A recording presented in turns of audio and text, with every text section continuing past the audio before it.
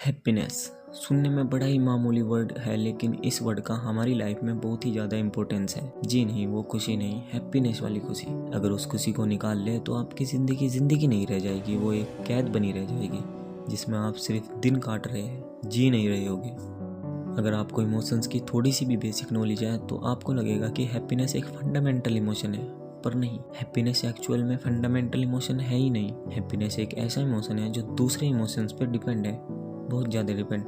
इसके आगे वीडियो में हम बात जरूर करेंगे। पहले जान लेते हैं कि हैप्पीनेस आखिर है क्या। अब बायोलॉजिकली टॉकिंग, हैप्पीनेस बस कुछ हार्मोन्स का बदलाव है शरीर में या फिर दिमाग में। सेरोटोनिन और डोपामिन, यही वो दो हार्मोन हैं जो जिम्मेदार है हमारी खुशी के लिए या फिर सुख के लिए। और आप जब कोई चीज़ करते हैं जिससे आपको खुशी मिलती है तो बेसिकली इसका ये मतलब होता है कि आपका दिमाग डोपामिन और सेरोटोनिन जैसे हार्मोन को रिलीज कर रहा है। अब आप सोचेंगे कि ये तो बहुत आसान हो गया, हैप्पीनेस की तो डेफिनेशन ही खत्म हो गई, सेरोटोनिन और डोपामिन बस। लेकिन अगर बायोलॉजी और न्यूरोलॉजी हमारी ज़िंदगी को इतनी आसानी से आकार दे पाती तो बात ही क्या होती। असल में बात आती है साइकोलॉजी की। साइकोलॉजिकली हैप्पीनेस बहुत ही कॉम्प्लिकेटेड इमोशन है, और वो हैप्पीनेस है ही नहीं जो आप समझते हैं। असल में दो चीज़ें, एक हैप्पीनेस और प्लेजर। अब सरल शब्दों में बताया जाए तो प्लेजर का मतलब है खुशी, जो कि बहुत ही आम इमोशन है जिसमें कोई भी डेप्थ या फिर कॉम्प्लेक्सिटी इन्वॉल्व नहीं है। खुशी बहुत ही साधारण इमोशन है जो कि कम समय के लिए टिक पाती है। और वहीं पे जो हैप्पीनेस है उसको हम सुख कह लेते हैं। जो सुख है जिसको इंसान पूरी ज़िंदगी ढूंढने की कोशिश करता है, वो बहुत ही ज़्यादा कॉम्प्लेक्स है और लॉन्ग टर्म इमोशन है।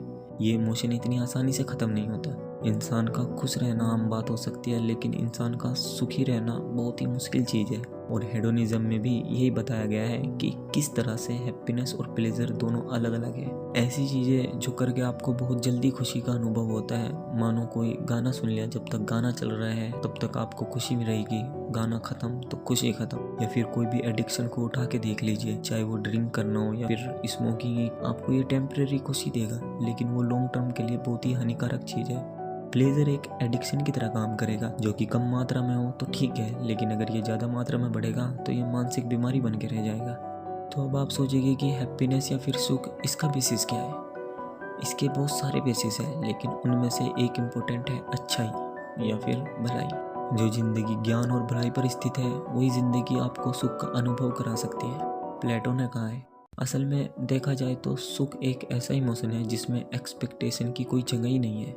जिस चीज़ में अपेक्षाएं ना हो वो चीज़ तुम्हें सुख देगी। और दूसरी चीज़ जो कि रिलेटेड है आपके सुख या फिर हैप्पीनेस से, वो है नॉलेज। अब ज्ञान असल में बहुत ही उल्टा काम करता है आपके हैप्पीनेस के कंसर्न में। असल में वही लोग सुखी रह पाते हैं जो ज्ञान की ज़्यादा क्षमता नहीं रखते। असल में ज़्यादा ज्ञान रखने वाला इंसान हर चीज़ को बारीकी से देखता है, और वो बारीकियाँ ही उसकी खुशी या फिर सुख को खा जाती है। उसका ज्ञान उसके सुख में भी कमियां ढूंढेगा, और इसलिए तो कहते हैं इग्नोरेंस इज ब्लिस, यानी कि अज्ञानता ही परमानंद है। इसलिए अगर आप सुखी नहीं हैं तो इसका एक कारण ये भी हो सकता है कि शायद आप सोचते हैं, कुछ ज़्यादा ही सोचते हैं। डिज़ायर सेटिस्फैक्शन थ्योरी, किस तरह से आपकी इच्छाई आपकी खुशियों का गला घोट देती है। जब कोई इंसान किसी चीज़ को डिज़ायर करता है तो उसकी जो डिज़ायर होती है वो रिलेटेड होती है उसकी अपेक्षाओं से, और उसकी अपेक्षाएं रिलेटेड होती है अचीवमेंट से, उस चीज़ को पाने से। और किसी चीज़ को पाना ही डर पैदा करता है उस चीज़ को खोने का, और ये डर रिलेटेड है आपके दुख से। ये तो हो गई डिज़ायर सेटिस्फैक्शन की थ्योरी। लेकिन एक और चीज़ है, सोचिए कि आपकी डिज़ायर है कि एक कार खरीदना, और आप बहुत ज़्यादा मेहनत करते हैं और एक दिन वो कार ले लेते हैं। उस कार को घर ले आए, सारे रिलेटिव्स को बता दिया, सारी तरफ स्टेटस सब हो गया। अब आप रात को सोने जा रहे हैं, तब सोचिए कि क्या आपको वो खुशी लॉन्ग टर्म में चलेगी। क्या वो खुशी कभी भी सुख में तब्दील हो पाएगी। जो चीज़ें फुलफिलमेंट से रिलेटेड है वो कभी भी सुख का आनंद प्राप्त नहीं करा सकती, और ये एक बहुत ही कड़वा सच है। अगर कोई चीज़ इससे पूरी हो सकती है वो सिर्फ प्लेजर है, वो कभी भी आपका परमानंद नहीं हो सकता। हैप्पीनेस एक बहुत ही अधूरा इमोशन है, और वो खूबसूरत है क्योंकि वो अधूरा है, उसको आप पा नहीं सकते। अगर इसको पा लिया तो आप अपनी ज़िंदगी की कदर नहीं कर पाएंगे, या फिर शायद आपकी कोई ज़िंदगी नहीं होगी। अब यहाँ से जिस खुशी या फिर हैप्पीनेस की मैं बात करूँगा वो ऐसी हैप्पीनेस होगी जिसको हम पा सकते हैं।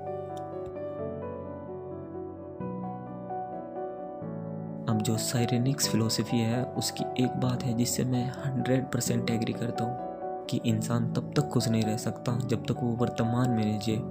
और असल में देखा जाए तो वर्तमान ही एक ऐसी चीज़ है जो आपके हाथों में है।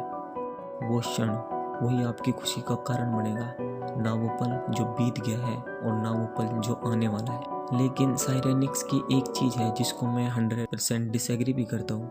उनके हिसाब से जो प्लेजर है या फिर खुशी है वही ज़िंदगी का आधार है, और जो दर्द या तकलीफ़ है वो असल में बुरी चीज़ है। वीडियो की शुरुआत में मैंने कहा था कि हैप्पीनेस एक फंडामेंटल इमोशन नहीं है, वो एक अधूरा है, और जो चीज़ उसको पूरा करती है वो है दर्द। सुख और दुख एक सिक्के के दो पहलू हैं जो कि एक दूसरे को परफेक्टली बैलेंस करते हैं। अगर आप दुख नहीं जानते तो आप सुख को कभी जान ही नहीं पाओगे। असल में तकलीफ ही आपकी ज़िंदगी को एक आकार देती है। Every positive experience is related to a negative experience. एक पॉजिटिव एक्सपीरियंस बिना नेगेटिव एक्सपीरियंस के बिल्कुल खोखला है। तो अगर इस पूरी वीडियो का कंक्लूजन निकालना हो तो क्या चीज़ है जो आपकी हैप्पीनेस की धज्जियाँ उड़ा देती है? पहली चीज़ है एक्सपेक्टेशन, अपेक्षाएं जो हमारी भावनाओं से जुड़ी है। अपेक्षाएं जो अक्सर इंसान खुद से या दूसरों से रखता है, वही अपेक्षाएं उसके दुख का बहुत बड़ा कारण है। दूसरा डिज़ायर्स। अब ये तो वाहियात बात हो जाएगी अगर इंसान बिना डिज़ायर के जीने लग गया तो। यही इच्छाएं होती है जो इंसान को बेहतर बनने पर मजबूर करती है। इच्छा बड़े होने की, इच्छा अमीर बनने की, इच्छा सक्सेसफुल होने की। ये इच्छाएं हालांकि इंसान में पॉजिटिव डेवलपमेंट लाती है, लेकिन अगर जड़ पर देखा जाए तो यही इच्छा है जो इंसान को बताती है कि तुम अधूरे हो। हर वक्त उसको लगेगा कि कोई चीज़ है जो उसको पाना चाहता है, और इसी चीज़ को पाने की ख्वाहिश में वो इंसान आज में जीना भूल जाएगा। तीसरा नॉलेज। ये तो हमने देख ही लिया कि नॉलेज किस तरह से आपकी हैप्पीनेस या फिर खुशी पर प्रभाव डालता है। अक्सर जो इंसान ज़्यादा सोचता है वो इंसान भविष्य में आने वाले हर पर्याप्त मार्ग के बारे में इतना सोच लेता है कि वो पॉजिटिव के साथ साथ नेगेटिव मार्गों को भी पूरी तरह से देख लेता है। इसलिए भविष्य का डर उसे आज ही खाना शुरू कर देता है, जिसका असल में कोई अस्तित्व ही नहीं। ओके, तो मेरी क्या सोच है हैप्पीनेस के बारे में? तो क्या ज्ञान प्राप्त करना, अपेक्षाएं रखना या फिर इच्छाएं रखना ये सब गलत है?